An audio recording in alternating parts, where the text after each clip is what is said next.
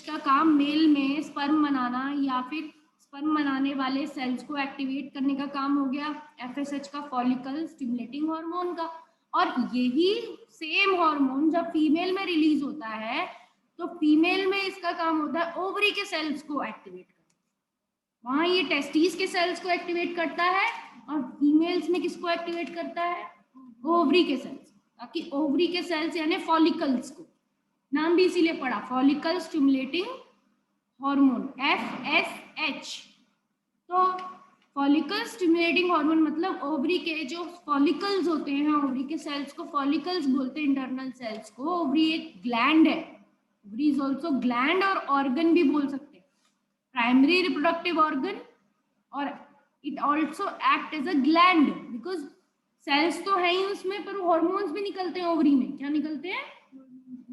ऐसा स्ट्रक्चर कुछ ना कुछ हॉर्मोन्स निकलते हैं, उसे ग्लैंड बोल दिया जाता है।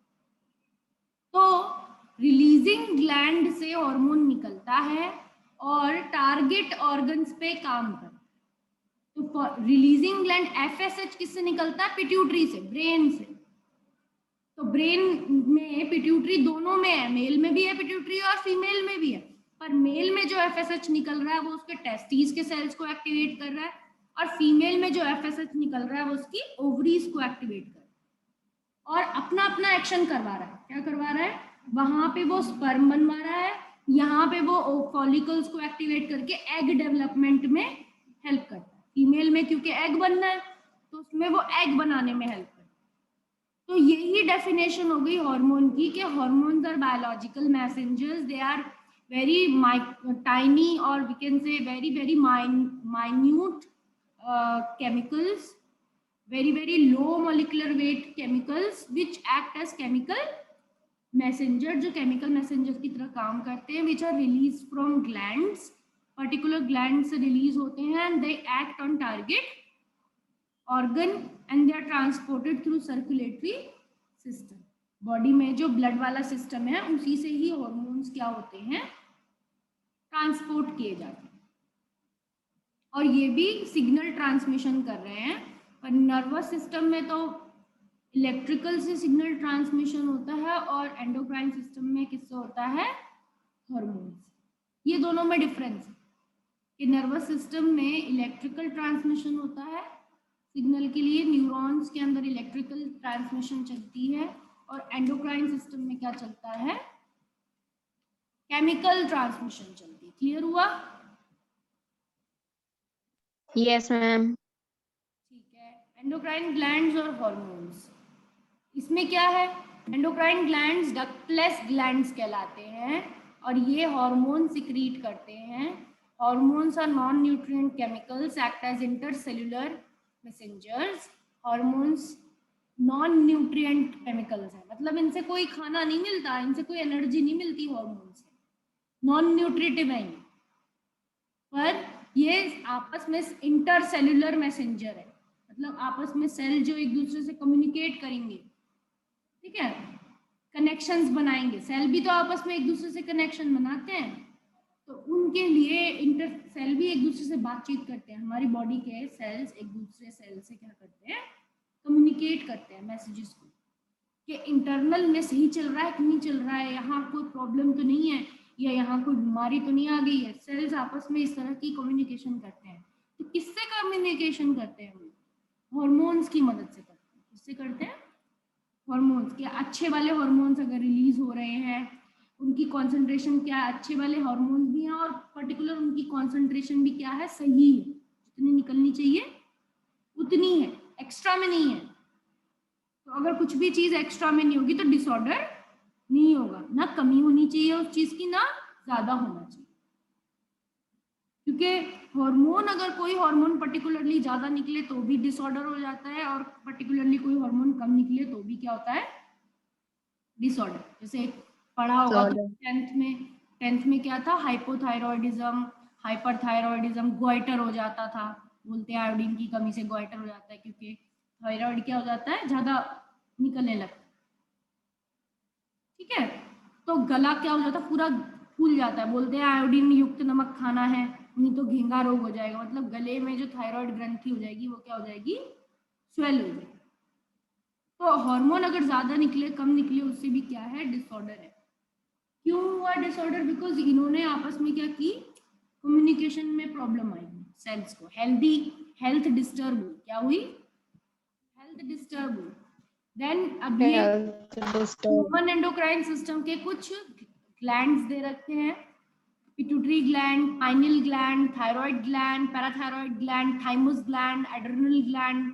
ठीक है, उनकी पोजीशंस भी बता रखी है। ठीक है, इनकी पोजीशंस भी बता रखी है। ठीक है, ब्रेन में दो ग्लैंड दिखा रखे हैं ब्रेन में, पिट्यूटरी और पीनियल। पिट्यूटरी और पीनियल। पिट्यूटरी तो आपको पता ही है, मास्टर ग्लैंड बोला जाता है, हाइपोथैलेमस से जुड़ा रहता है और ये मास्टर ग्लैंड होता है।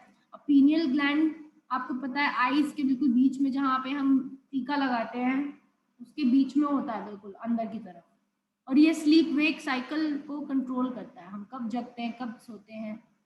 ठीक है, वो और हमारा स्किन टोन, बोलते हैं लोग के सोते हैं अगर हम ज़्यादा तो हम लोग फेयर हो जाते हैं। तो ये हमारा कुछ मेलेनिन प्रोडक्शन, क्योंकि पीनियल ग्लैंड एक मेलेनिन प्रोडक्शन भी करवाता है। पीनियल ग्लैंड वो है थोड़ा रिलैक्सिंग करने वाला ग्लैंड है पीनियल। तभी हम मेडिटेशन करते हैं तो हम आईब्रोज के बीच में ध्यान लगाते हैं, क्योंकि वो पीनियल ग्लैंड की वजह से। थायराइड ग्लैंड है, गले में रहता है। ठीक है, पैराथायराइड जस्ट उसके पीछे ही रहता है। जहाँ थायराइड है ये बटरफ्लाई जैसा, उसके ऊपर जो 4 बटन जैसे दिख रहे हैं गोल गोल से, वो क्या है? पैराथायराइड।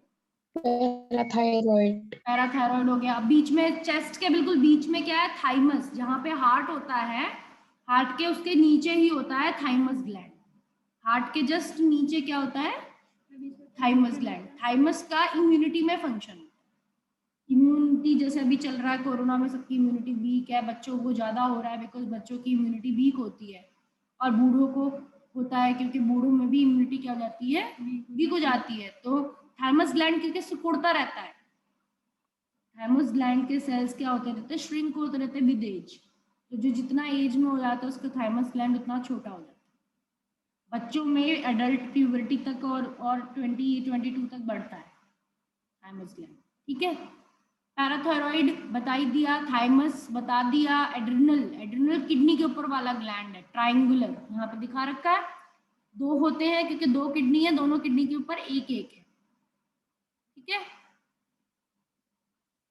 फिर आ गया टेस्टिस ओवरीज। फीमेल में ओवरीज होंगी, मेल्स में टेस्टिस होंगी। दोनों में अपने अपने हार्मोन बनेंगे, अपने अपने उसमें सेल्स बनेंगे। पैनक्रियाज, पैनक्रियाज भी एक ग्लैंड है। पैनक्रियाज भी क्या है? ग्लैंड है। क्या बनाता है पैनक्रियाज? कौन सा हार्मोन बनाता है?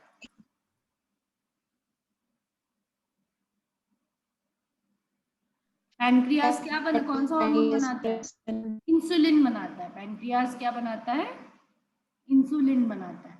बताया है आपको, 10th में पढ़ा है आपने, शुगर हो जाती है, डायबिटीज किसकी कमी से होती है? डायबिटीज। डायबिटीज प्रॉब्लम किस हार्मोन की कमी से होती है?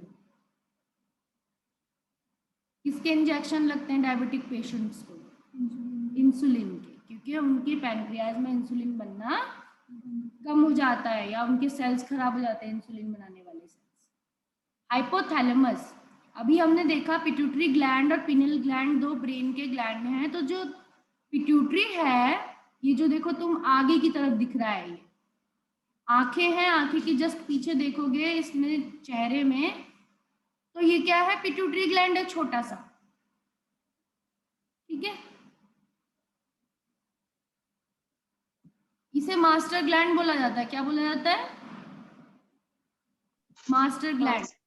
क्यों बोला जाएगा मास्टर ग्लैंड? यहाँ जो मैंने रेड किया है ये पिट्यूटरी ग्लैंड है। क्या है? Pituitary gland. दिखा आपको? रेड स्पॉट लगाया है मैंने इधर। This is your pituitary gland. ठीक है, और इसका आप देख रहे हो एक ट्यूब जैसी है जिससे कनेक्ट हो रहा है, ब्रेन से कनेक्ट हो रहा है, ट्यूब जैसी।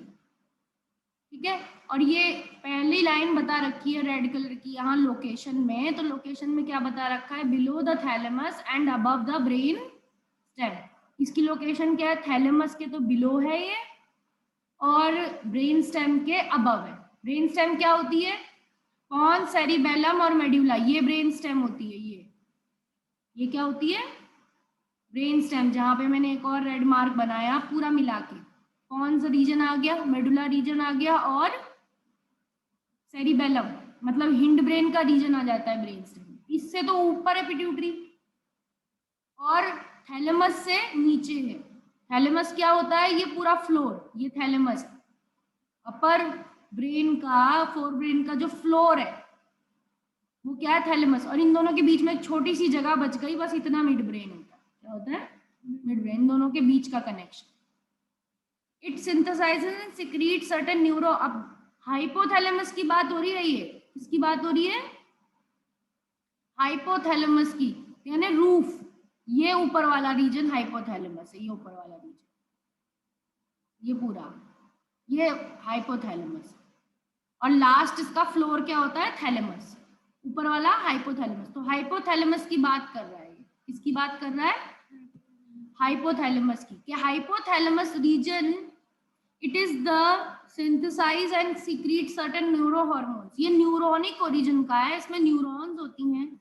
ये हाइपोथैलेमस की न्यूरॉन्स कुछ हार्मोन्स रिलीज करती हैं जो किस पे जाके एक्ट करती हैं? Third point, these hormones regulate the synthesis and secretion of pituitary hormone. यानी ये मास्टर ग्लैंड का भी क्या है? मास्टर है। मास्टर ग्लैंड को भी एक्टिवेट करवाना तो किसको करवाना पड़ेगा? हाइपोथैलेमस को। किसको करवाना? हाइपोथैलेमस। हाइपोथैलेमस को। तो ये दो तरीके के हार्मोन रिलीज करता है hypothalamus, releasing hormones and inhibiting hormones. ये हाइपोथैलेमस, ये देखो नीली वाली न्यूरॉन्स, पर्पल वाली न्यूरॉन्स और ग्रीन वाली न्यूरॉन्स, ये तीन तरह की न्यूरॉन्स हैं। इनके फाइबर्स किस में आ रहे हैं?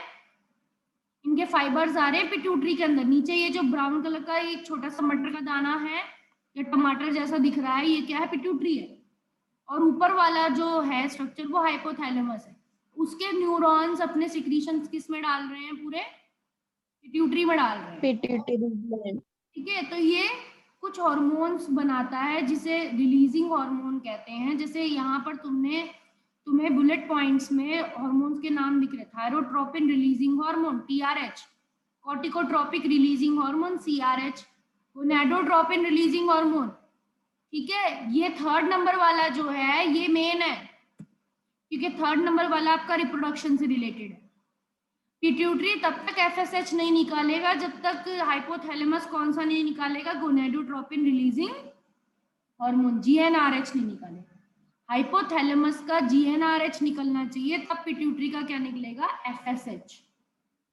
तो FSH निकालने के लिए पहले हाइपोथैलेमस क्या रिलीज करता है? GnRH रिलीज करता है, गोनाडोट्रोपिन रिलीजिंग हार्मोन। तो इसीलिए हाइपोथैलेमस एक मास्टर का भी मास्टर है, बिकॉज उसमें ऐसे हार्मोन निकलते हैं जो पिट्यूटरी को भी एक्टिवेट करते हैं।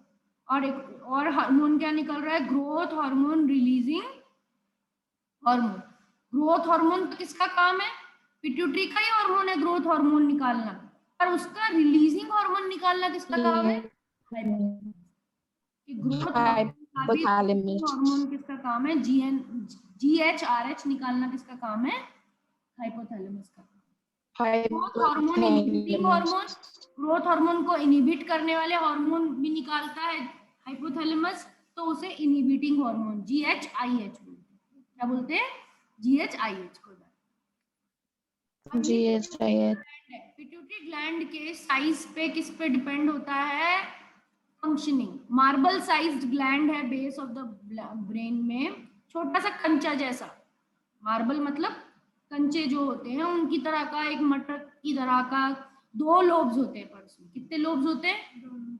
2 लोब्स, एक पीछे की तरफ एक आगे की तरफ। Anterior pituitary, posterior pituitary.